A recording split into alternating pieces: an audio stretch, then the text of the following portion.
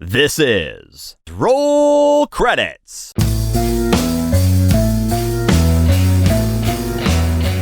And thank you, Buckley. As you said, this is Roll Credits, featuring one of your hosts, which is myself, Cap. I'm your other host with the smoothest of voices. I am Connquest, and welcome to Roll Credits. So, Cap, well, would you care to introduce our topic of discussion? Well, first, I just wanted to talk about what I'm drinking today. Today I'm drinking something special that I picked up. It's Iron Maiden's The Trooper Premium British Beer, as brewed by Bruce Dickinson. You know, that's right, the Bruce Dickinson. And it's Famous for all that nothing. Yeah, I have no idea what he's famous for. Not a clue. Oh no, I think that he played in Nirvana, right? No, he played for what was it, Counting Crows? Oh no, yeah. I know it was. It was Duran Duran. Yeah, that's it. With their one hit, I Ran So Far Away. Okay, I lose the game. I broke down first. But speaking of somebody who absolutely hates beers, it's not that bad. It's very. Don't you hate beer because you're one of those people that makes up a gluten allergy? No, I'm a super taster. I'm like hypersensitive to bitter. That's the excuse. It was. There it is. Yeah. Well, no, I really am. I bought the testing strips and I almost puked. Oh, I wish I had been here to see that. Yeah, I mean, I still have a bunch. They only sold them in 100 packs, so I still have them. Well, borrow those from me one of these days. Dude, you can have them. I have about 80 of them still. I was going around like, hey, want to see if you're a super taster? Open your mouth. Hey, want to see if you're a super taster? Open your mouth. And they got called down to HR. In hindsight, I realized how bad that sounds. But before we got on to this whole sidebar here, we watched a movie. A very rememberable movie. Rememberable? Rememberable. I just coined the phrase, rememberable. And Forgetting Sarah Marshall. We watched Forgetting Sarah Marshall because my harlot of a fiance left me. I'm depressed. That bitch. So I got Jason Segel, you guys. But were you naked when she broke up with you? No, because she broke up with you on her phone. Oh, that's even worse. Yeah. Although, I guess the whole naked breakup thing actually happened to him. I don't doubt that. That 100% seems like the type of thing that would happen to Jason Segel. Kind of pathetic a little bit. I mean, which brings me to what the thing that really bothered me with this movie is, first off, it was unbelievable enough that Jason Segel landed, what's her face, Kristen Bell. But then... So, I'm going to interrupt you right here and remind you of the fact that your co-host is significantly uglier than Jason Segel. And you're telling him that he cannot pull in a Kristen Bell. Yeah, you're doing wonders for the self-confidence there, bud. Continue. I mean, do you want to just, plug your ears for a second and... No. You've already straight my pride. Continue. Okay. Yeah, there's no fucking way that he would not only land Kristen Bell, but then, as a rebound, land Mila Kunis. Alright, pause. Ladies and gentlemen, I would like to remind you at this time that my co-host is a 5'3" tall hobbit wearing a haircut from 2002. 2004. And I know my place on the ranking. I'm a solid 3 on a good day. I own that. Do you have any other complaints about the viability of a charming, clever, funny musician getting laid who's also tall and in shape? He is not in shape. He's relatively in shape. The dude is dead bod incarnate. He's really not, he's not like Hollywood in shape, but for your average dude, I guarantee you he has less fat content than either you or me. He's at least 20% fat. He is okay, chunky. He's average humans at about 20% fat. That's average. Dude's borderline, like, man titties. It can flex his pecs. That's literally the first scene in the film. Anybody can flex their pecs, but it doesn't really mean anything when there's a inch of fat above them. But whatever. Point being, he's not he's not out of shape. He's not some beach balled whale. I mean, he's not, Dude pushing 400 pounds with a goatee and 18 different arm tattoos. the barbed wire wraparound tattoo. He's not missing any teeth. He's not covered in tribal stuff. He's not growing a greasy ponytail. He's funny. He's a musician. Like, I guess. I mean, you could 100% see him cleaning up, as we see in the film. yeah, so I was going to say, should we get to the actual premise of the movie before I rudely jumped the gun to bitch about? Yes. So the premise of the movie is that Kristen Bell is a very successful actor, and she is in a CSI style show. The composer for this show is Jason Segel, and they both kind of come to a rise in fame together. That being the show being her big break, and obviously that was his big break as a composer. They are both pulling in consistent money. They're both very happy. She comes home out of nowhere. Obviously, they both live in LA, but they're not always spending time together because she's an actress. She comes home and he is standing around naked because he just got out of the shower. Because we get to see, for the first probably 7 minutes, we get to see his home life because he is the introvert of all introverts. And she breaks up with him because there's a different guy. And who is that guy? We find out later. Oh, okay, right. Oh, yeah, it's Russell Brand. But anyways, we find out later in the film that there's actually deeper onset issues, and it has a lot more to do with him being a homebody, and she tried to change him into something he's not, and it was just a whole mess and miscommunication, and it just is a mess, and it sucks, and oh my god, I'm tearing up. This stuff hits way too close to home. Anyways, that all being said, she breaks up with him ruthlessly. And so he goes out and gets laid several times with his stepbrother, Bill Hader. Which was great comic relief there. Oh, I love Bill Hader. Anyways, he goes to Hawaii, to a resort that she had told him about. She being Sarah Marshall, Kristen Bell, the main character of the film. And lo and behold, she's there with her new boyfriend, Russell Brand. He has an actual name, but I don't care what the actual name is. He's playing some post-punk hardcore style singer in some post-punk hardcore style British band. Insert names of 15 bands here that this could be a proxy for. I'm trying to remember the band Tom Cruise played in. Okay, moving on. No, we're not. I'm not letting you go on another Tom Cruise tirade. So, fuck Tom Cruise. Mila Kunis works at the hotel. Like everyone else there, she is just some transplant from the mainland, and they fall in love, and they have sex several times, and it's very sweet. And then he makes a rock opera, and it made me cry. Also, she cheated on him, not Mila Kunis, but Sarah Marshall cheated on him for over a year with Russell Brand, and I hate everything because, yeah. Your turn, Cap. Yeah, there's a lot more, little things, too. A lot of cameos. Yeah, but at this point, I feel like we're going to spoil everything. I mean, isn't that kind of the whole point? So picture the entire cast from 40-Year-Old Virgin, minus Steve Carell, except in this movie. Yeah, and Seth Rogen. Seth Rogen wasn't in this either. Yeah, substitute Jonah Hill for Seth Rogen. And that one guy that murdered people. He wasn't in this either. But it's an early frat pack movie. Frat Pack? I've never heard them called that. You've never heard them called the Frat Pack? Oh, Judd Apatow's crew, whatever. They're not. Yeah, the Frat Pack. That's what they were called. They were called the Frat Pack. Never heard them called the Frat Pack. You haven't heard them called. That doesn't mean that's not what they're called. Arguably making it worse. You're arguably making me feel worse. And I hate you again. Moving on. Much obliged. And there's a couple other people, like Jack McBrayer, Kristen Wiig, Jason Bateman. Paul Rudd.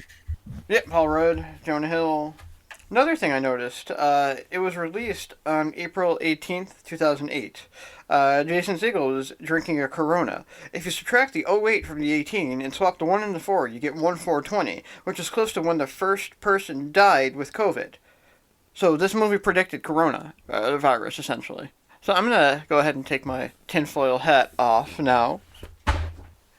You with me there? Did the FBI get a hold of you? That's so stupid. I'm not even going to justify with a response. A couple things I noticed. So Kristen Bell is 5'1", and Jason Segel is 6'4", and the filmographers tried their damnedest not to make that height difference obvious. Except for in the scene where they have sex. That makes it really obvious. Yeah. Or the scene where Christian Bell and Russell Brand have sex. That also makes it really obvious. Right. There is no scene that's not going to make that kind of thing obvious, because she is just a half pint. Right. Like, they used every angle that they could. They had her in heels at every point that they could. They probably used a Skinner box at some point. They tried. They used downward angles oftentimes on Jason Segel to make him look shorter. Yep. And they always had her behind him. Yeah. It's really quite fascinating. Except for, like I said, the sex scene where it's just so obvious because he basically has her folded in half and, like, he looks like he's laying on top of a towel. Like, she is just so short. I don't know. That's one of those things that I can relate to him because that's a very common situation for people of that height. Also, short girls have tall guy fetishes, and I don't know why. But it's the only way I'm ever going to get objectified, so I'm kind of okay with it. Aggravating. It's aggravating for you, maybe. For those of us who, aren't genetic defects, it's kind of nice to be wanted, even if it's by, short fat girls. You if you had a bit of longer bangs and you had a good tuck job. I don't know how drag dudes do it. It's so painful. I tried it once. Well, you couldn't get your 3-inch wonder to tuck up into your rack. 2 inches, thank you very much. Yeah, no, I mean, Did you try doing the whole button game and turning it inside out? Another thing another segment that quite tickled me was, after they had broken up, when he goes back to his job as the audio engineer. When he plays the Seinfeld theme. Right. It's like this, dramatic, tense murder scene, and it's like, bow, bow, bow, bow.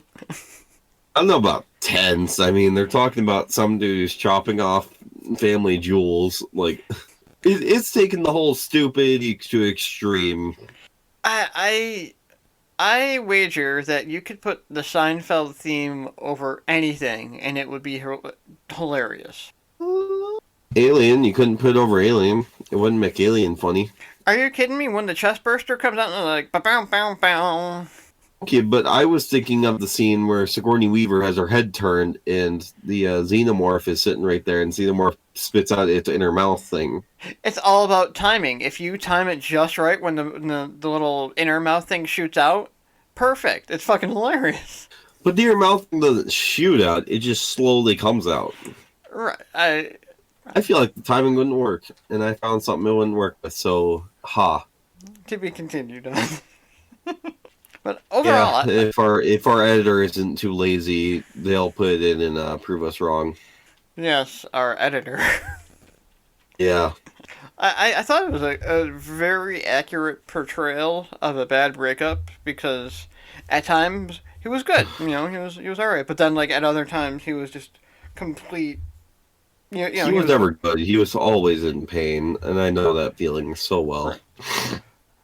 But that's grief. There's times where the grief is at a manageable level, but then it'll randomly just spike up and it'll be unbearable. On the plus side, I have a bigger dick than Jason Segel. Yeah, we know that for a fact, because it was, full frontal, to say the least. Yeah. Twice, no less.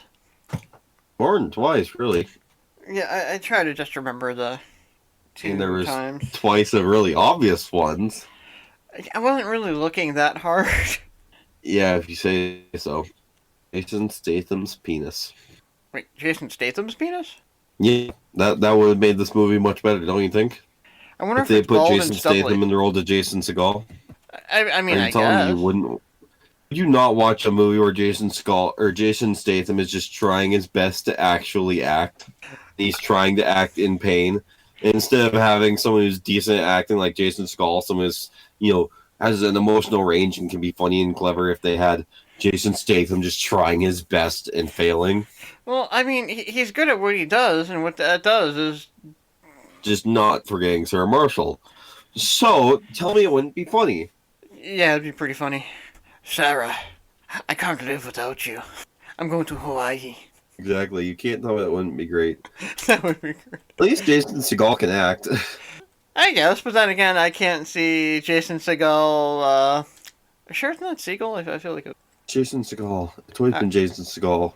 I mean, I'm not really the authority on pronunciations, but, My name literally comes from a bit where they mention Jason Segel.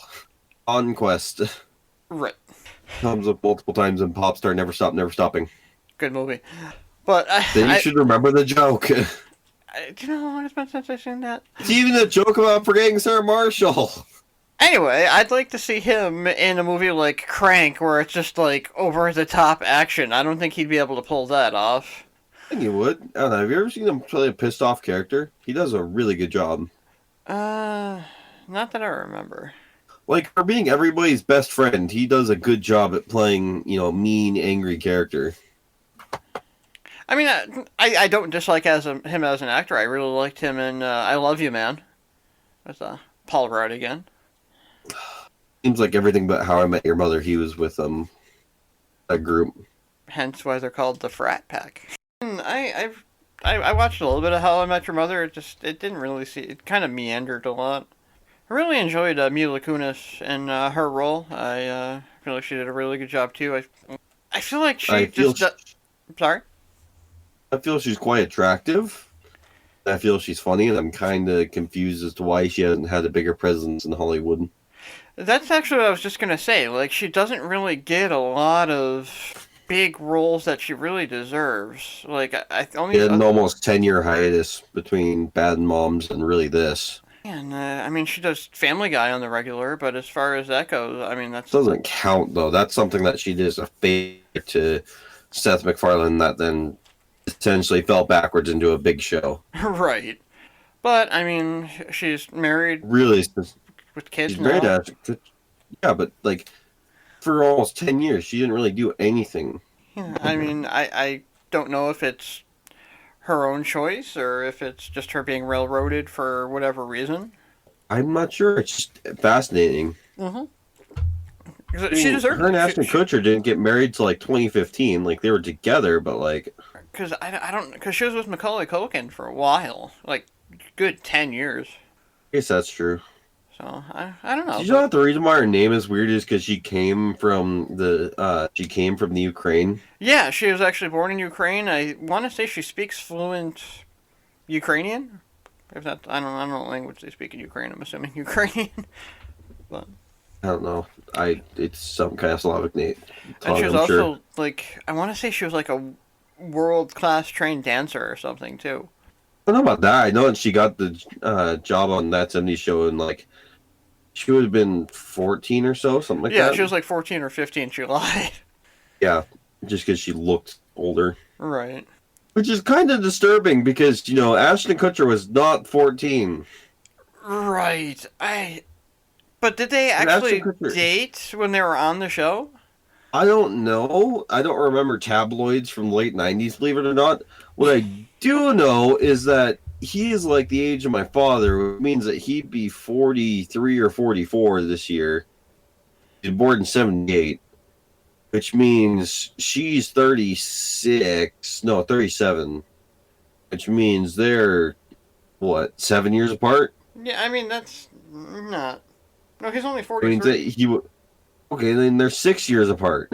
That still means that he was 20 making out with a 14-year-old.